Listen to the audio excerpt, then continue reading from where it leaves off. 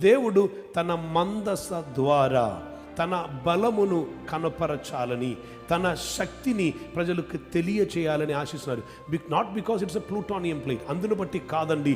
వాటిలో రాసి పెట్టబడిన తన స్వహస్తముతో రాసిన ఆ పలకలు ఉన్నందున, రాతి పలకలో రాసిన అదే వాక్యమును ఇప్పుడు మనకు దొరకకపోయినను హృదయం ఒక మాంస పలకలో అదే వాక్యమును మనం వింటున్నప్పుడు రాసి పెడుతున్న ఒక దేవుడు ఉన్నారు. మీ లోపల వాక్యం నివసిస్తుంటే, మీ లోపల వాక్యం రాయబడి ఉంటే, ప్రభు అయిన యేసుక్రీస్తు వారు ఇచ్చిన జవాబును ఒకసారి మీకు జ్ఞాపకం చేస్తున్నాను. యేసుక్రీస్తు వారి వద్దకి శోధకుడైన సాతాను వచ్చి టెంప్ట్ చేసినప్పుడు, 3 రీతిలో శోధనలు యేసయ్యకి వచ్చినప్పుడు ఆ వాక్య భాగం ఎక్కడ రాయబడి ఉన్నది అని అడిగితే అది ఇంకొక చోటలో ఉన్నది అని ఆయన చెప్పరు. అది ఇదిగో లోపల రాయబడి ఉన్నది. శరీరధారి అయి వచ్చిన వాక్యమై ఉండను యేసు.